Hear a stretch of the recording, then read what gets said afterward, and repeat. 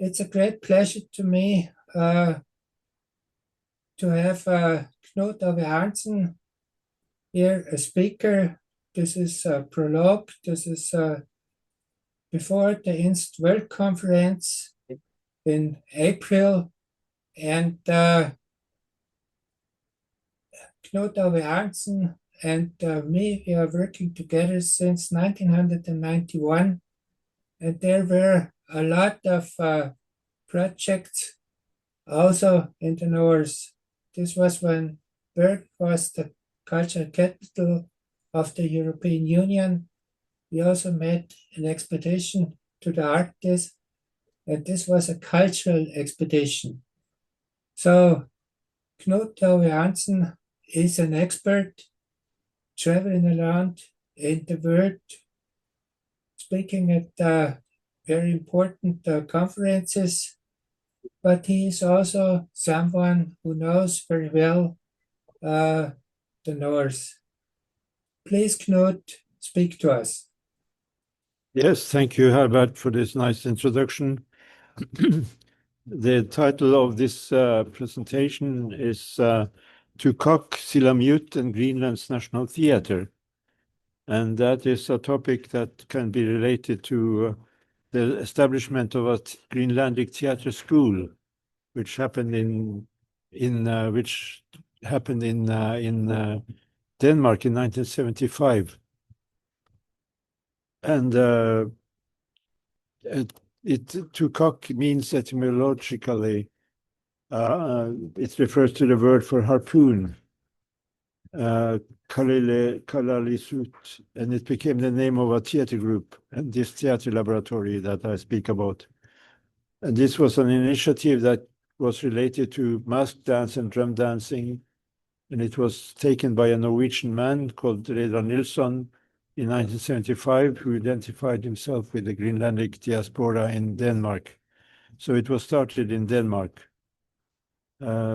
It was inspired by Greenlandic Inuit culture, and I will explain the main feature of this initiative, which was related to doing a mask dance and drum dance as a kind of physical theatrical expression, which can be related to an anthropological turn in theater towards the spiralic dramaturgy, which is a dramaturgy related to legends and fairy tales and not a linear Aristotelian discourse in drama. So in a general manner, the anthropological turn is has adapted elements of ritual, performativity, and myth dramaturgy, contributing to creating a consciousness of the physical expression as an independent expression in the actor's work and with mythological material. So it deals with mythological material, and which has given the impulse to start also other theater companies of an Inuit kind, of the same kind as the Inuit, related to the Sami culture and other Inuit or other Aboriginal companies or peoples. So, this dramaturgy corresponds to the circle of the street theater, typical of different outdoor dance and theater forms expressed when production involves an encounter between two circles, one that by an inner movement engulfs the actors, and another engulfing the spectators by way of an exterior move. Working with myth material and local narrating traditions requires new working methods and use of other forms of dramaturgy than traditional, like I said, Aristotelian dramaturgy. So some of the students of this theater school that was established in Denmark in 1975, some of the students, they went back to their respective countries, some back to Greenland and some to Sami areas in northern Scandinavia. And to continue a little bit about the development in the Greenlandic situation,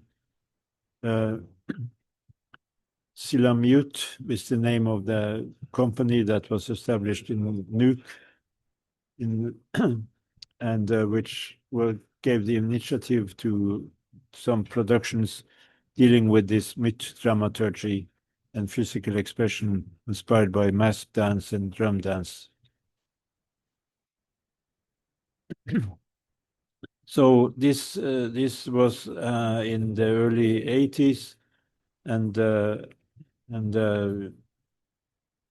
they cooperated with also Scandinavian or especially Norwegian artists coming to Greenland and performing in this cultural house in the Nordic cultural house in Nuuk, which is the Katwak.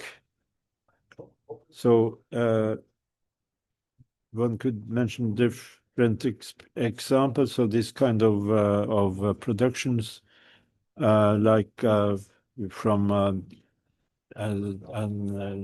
Norwegian choreograph called Indra Lorentzen, a production that was shown at the Festival of Dramaturgy, Festival of Dreaming in Sydney, Australia in 1999, a festival for the indigenous populations art and theatre supported by Sydney 2000 Olympic Arts Festival. So all in all, Lorentzen had 9 productions of Silamit in this period, all based on Sami and Inuit mythology. The contemporary Nigarlik, the circle, was based on Sami mythology. Sami conception of nature, and it was described in a poem by Sami author Elle Hansa, The Circle of Life, which in English translation says, the Creator created the earth as round, he created the grass and trees, the birds, fish, and animals to fulfill the purpose of creation. Human races, black, white, yellow, and brown, and set them to east, north, west, and south. This image of life is something attached to a circular perception of life, is reflected in the aforementioned circular and spiral dramaturgy. And it becomes the symbol of a theater form that reflects the creation myth from indigenous people's perspective. This perspective is divided between a Sami and an Inuit world of ideas. Indra Lorentzen works with a very figurative, physically intimate style and active movements in circular spatial movement patterns. She was also employed by similar theatre and companies in Norway and Sweden. And this also corresponds to the recontextualization of classical plays, like adapting classical plays to the situation of the Inuit, for instance, the Inuit society, like was happening in 2007 with the actress Maka Kleist, a solo actor based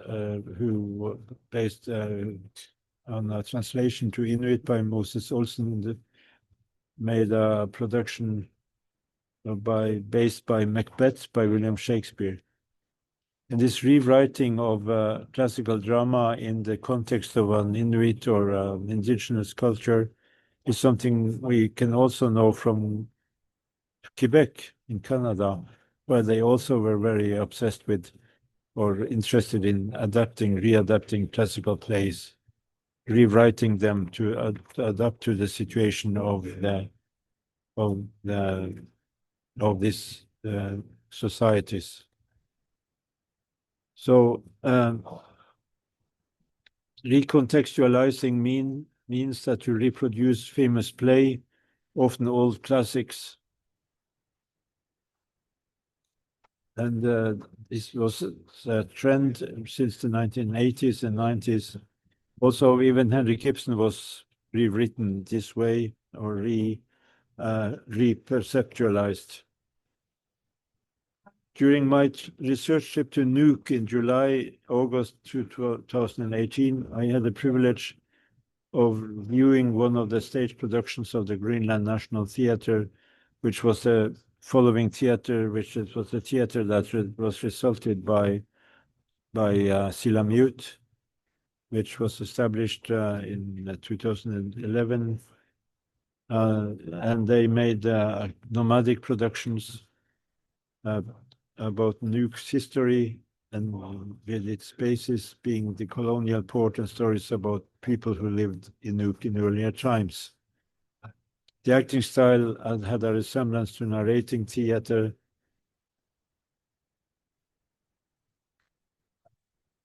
rather than bodily figurativeness. The play was enacted at different acting locations, and it was based on the history of the Mother of Sea, which is a famous sculpture in Nuuk at the shore, based in Greenlandic mythology. So I will turn towards the social and cultural importance of this kind of theatrical development. The importance of cultural events for the establishment of identity in the Greenlandic society, as was also the case for the Sami society and even Northern Norwegian development in the 1970s and onwards. So it's no doubt that Greenlandic theater has had a great social impact on constructing our cultural identities and upholding Greenlandic traditions.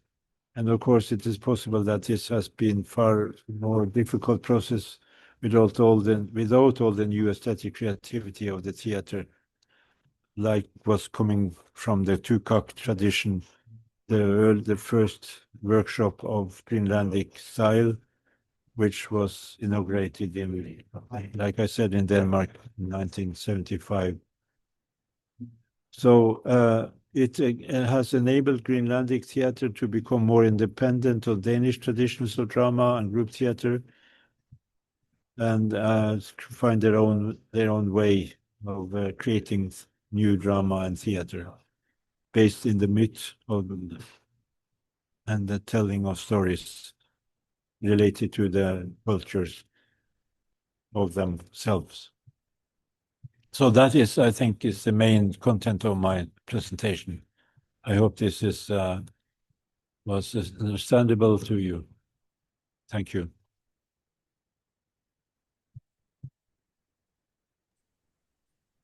Thank you very much for your presentation. It shows that you are connected to the world, that you know a lot of theater groups, and you know what they are doing, which is important for the world. And so it was an important contribution to this conference. Thank you very much for participation. Thank you, Herbert. Thank you very much.